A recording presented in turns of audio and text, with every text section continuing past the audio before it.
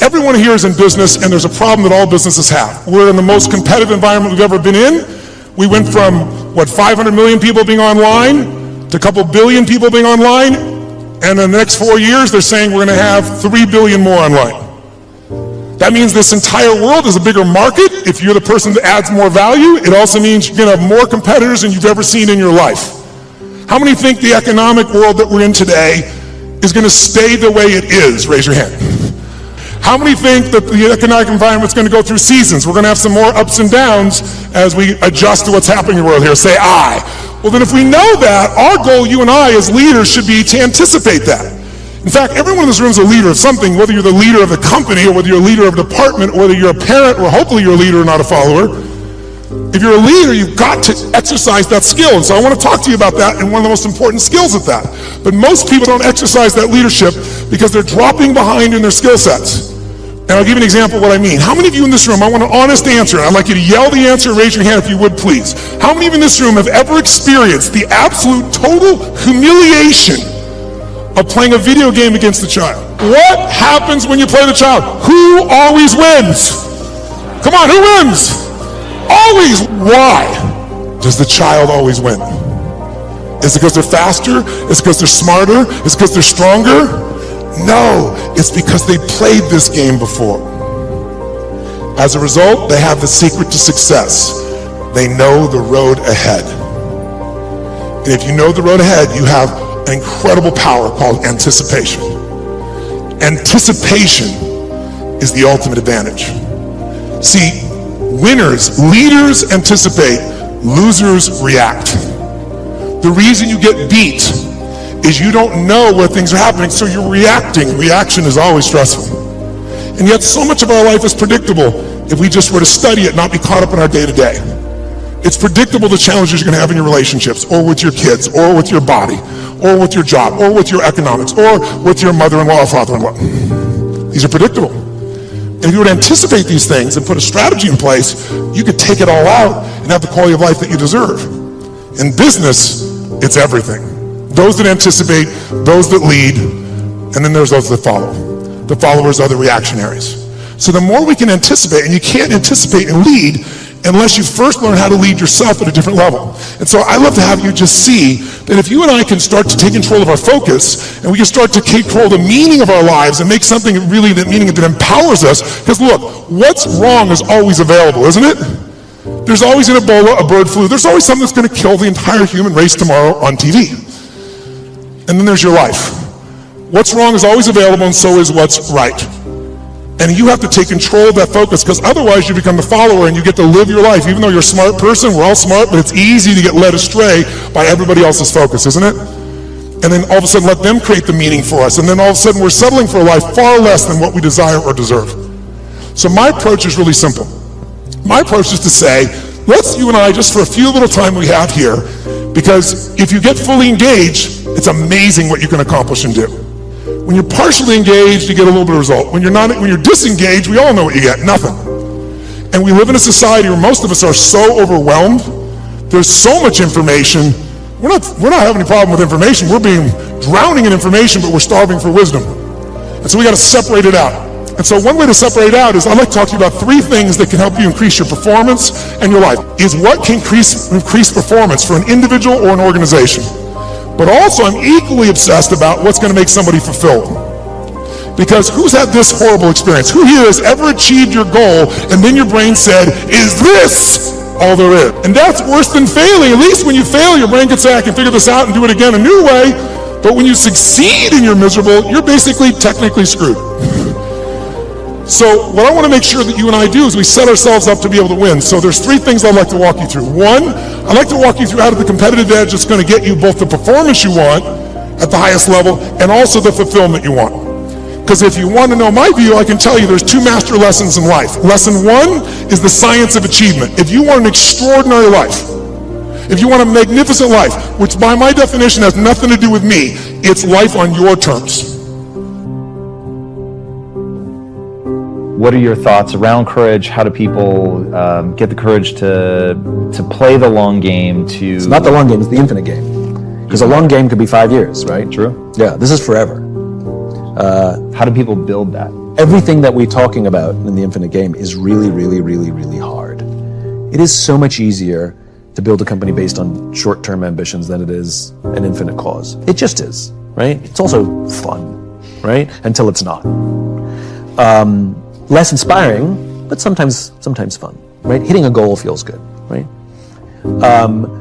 It's much easier to just hire and fire people frequently, hire fast, fire fast, as to hiring slowly and firing slowly because we try and take care of our people as best we can.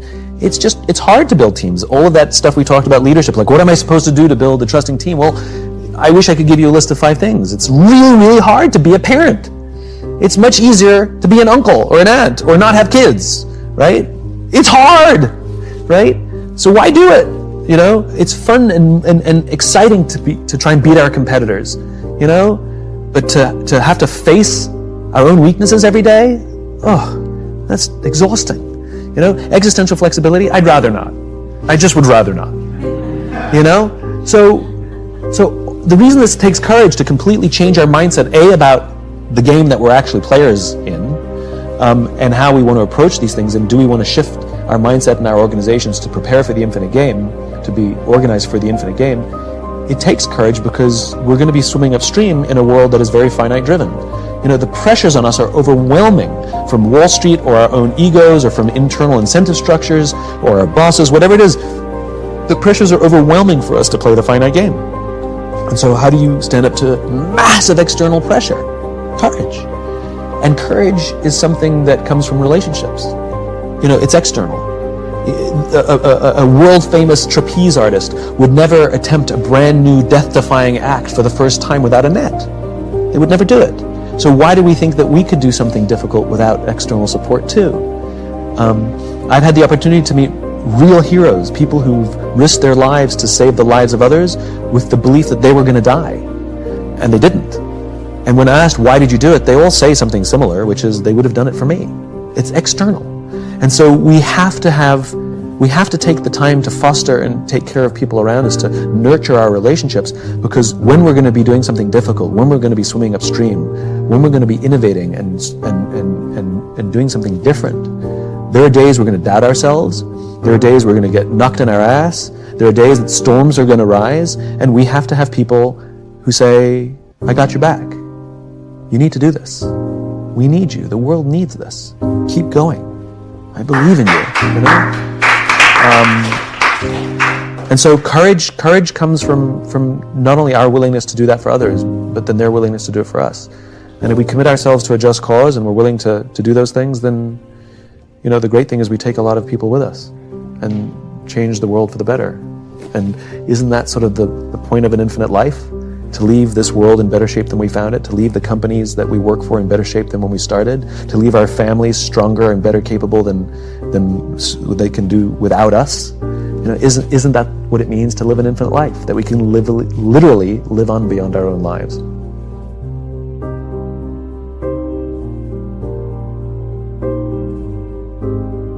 Succeed in life. There's 3 things there: vision, consistency, and hard work. You gotta know where you're going. You gotta believe that you can get there. You don't realize your dreams are so important because your DNA, who you are as a person, is wrapped up in your dreams. No matter what happens, you will not quit, because quitting is not an option, because you have a why, you have a passion, you have a purpose. I have a dream.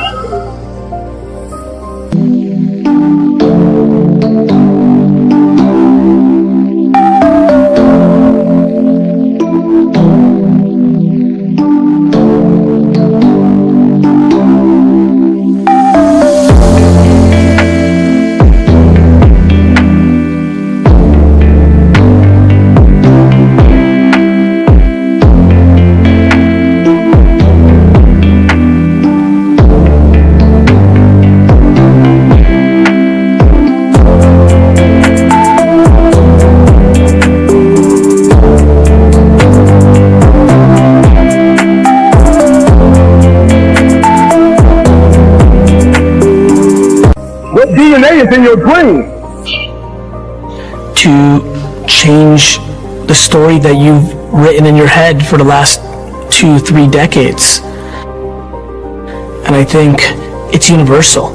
I think there are very few people who don't get to a point at year 20, 30, 35 that don't start debating, wait a minute, is this what I want? Is this where I'm going? Is this how it's playing out? And, you know, to me, that is one of the most important moments in one's life. You know, many people look at it as a moment to start to get upset. Embrace and accept where you are.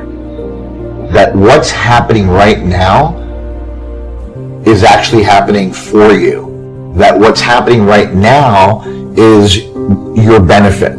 Because as long as I'm thinking that this relationship isn't it, this moment isn't it, this house isn't it, this career isn't it, what I'm doing is I'm putting all of my happiness on a result.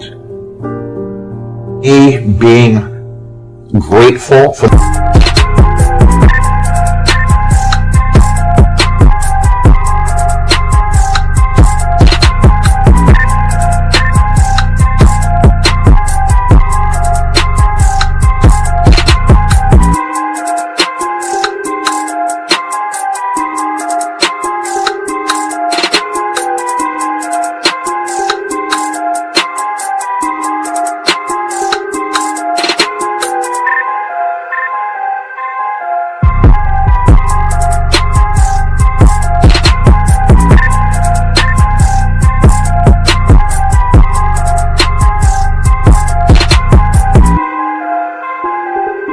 the moment that I have, whether it could be a bad moment, it could be, you know, an amazing moment, because my happiness is up to me. And so my enjoying of this moment is up to me.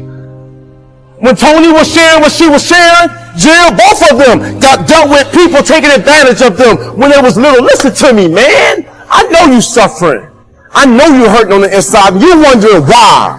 Like, why this gotta happen to me? Why I gotta experience it? Why this person had to take advantage of me? I promise you, you are turning into a warrior. Everybody wants to judge themselves through the lens of a moment.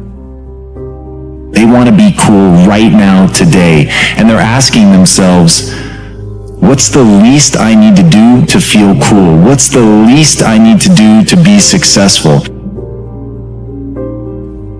But once I stopped asking that question and I started thinking about really who I could become and really harnessing the human ability to adapt, what people need to understand, humans have become the apex predator not by being the strongest, not even by being the most intelligent. They're willing to put in that hard work. They're willing to reframe the question from what's the least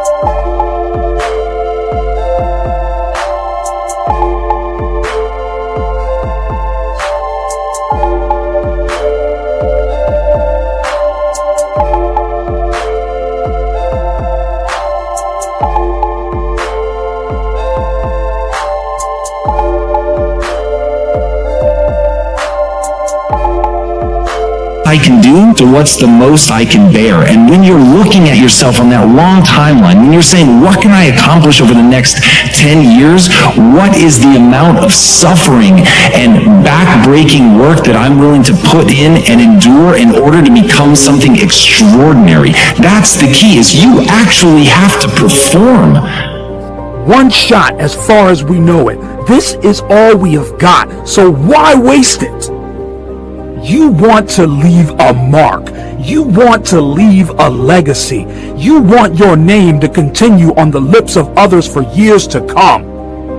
You want to clock your card in proud of what you achieved, happy with the decisions you made, and with the knowledge that you left the earth in a better way than you found it. For those that want to go to the next level in life, I'm going to lay out 3 things for you today. And if you align every thought, every word you speak, and every action you take with these 3,